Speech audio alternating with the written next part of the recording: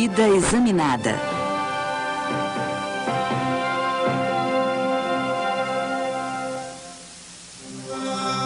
O que é filosofia? Distribuição Didac. A parábola de Platão sobre a caverna, escrita no século IV a.C., é até hoje um retrato forte de como a filosofia funciona. Quem explica é Sócrates, o professor de Platão.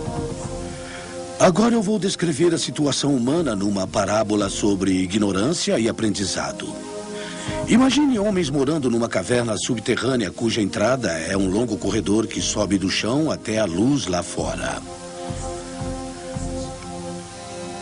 Suas cabeças estão presas por correntes, de modo que precisam ficar de frente para a parede do fundo da caverna e não podem virar a cabeça para olhar pela entrada, que fica atrás deles.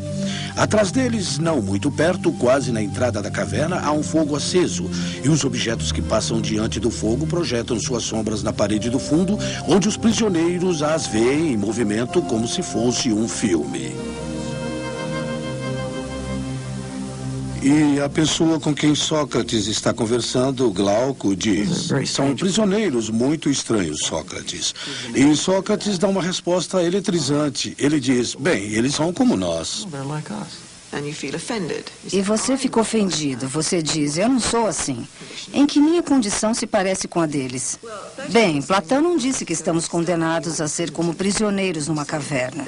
Ele diz que no estado em que nos encontramos, podemos começar como prisioneiros na caverna, mas podemos fazer melhor. Agora imagine que os prisioneiros podem conversar e que suas vozes ecoam na parede de modo que parecem vir das suas próprias sombras. Eles não iriam conversar com essas sombras e falar delas como se fossem reais? Para os prisioneiros, a realidade não seria nada mais que sombras. Agora, o óbvio a se pensar, se estiver explicando isso a uma plateia moderna, é a televisão. Não há nada de errado em assistir à TV, mas será errado se você achar que a TV lhe mostra as coisas como realmente são, e é disso que trata a caverna. As correntes são as maneiras habituais de se pensar no mundo e na nossa condição. É aquilo que aceitamos de nossos pais, da cultura que nos cerca, da televisão, do cinema e das histórias que lemos. Todas essas suposições que temos sobre como o mundo é. Então imagine que um prisioneiro é libertado das correntes. Imagine que ele é obrigado a se levantar e se virar para a entrada da caverna e andar em direção ao fogo. Platão acha que, na maioria, as pessoas crescem e ficam satisfeitas com a visão que adquiriram das coisas e não gostam quando as forçam a pensar sobre elas. Mas um dia alguém as faz pensar e olhar para o outro lado. O movimento seria doloroso e o clarão do fogo cegaria o prisioneiro de modo a não poder ver claramente os objetos reais cujas sombras ele costumava observar. O que ele acharia se alguém lhe dissesse que tudo o que ele vira antes era uma ilusão e que agora ele estava mais perto da realidade, que sua visão estava mais clara? Seus olhos arderiam e a dor o faria virar-se de volta, procurando olhar de novo para as coisas que eram capaz de ver com mais facilidade, convencido de que eram mais reais do que as que haviam lhe mostrado. Na verdade, isso é perceber que muitas de suas opiniões são de segunda mão e que, de certo modo, não são suas próprias opiniões. E é doloroso pensar no porquê das suas crenças, na origem das suas crenças. Você percebe, bem, eu só penso assim porque foi o que me ensinaram na escola, ou os meus pais me criaram para pensar assim, ou algo parecido.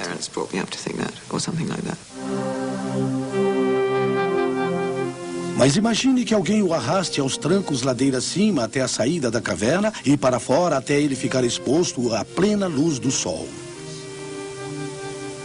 Ele não irá sofrer muito e ficar furioso por ter sido levado à força? Ao se aproximar da saída, seus olhos serão ofuscados pela luz e ele não conseguirá ver nada daquele mundo que chamamos de real. Esse é o modo de Platão nos mostrar que algo como sair das trevas para onde se possa enxergar não é um processo fácil e nem imediato.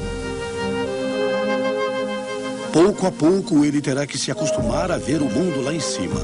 No início verá melhor as sombras no chão, depois talvez os reflexos dos homens e outras coisas na água, e então talvez os próprios objetos. Depois disso, ele achará mais fácil olhar para o brilho da lua e das estrelas no céu noturno do que para a luz do sol durante o dia.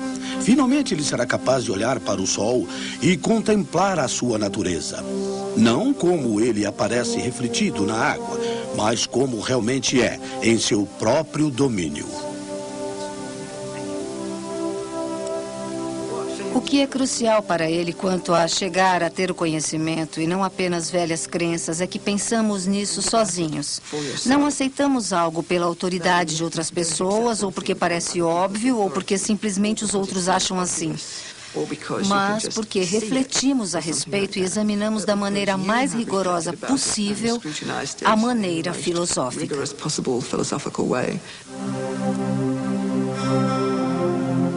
Finalmente, imagine o prisioneiro libertado sendo tirado da luz e reconduzido ao seu velho lugar na caverna.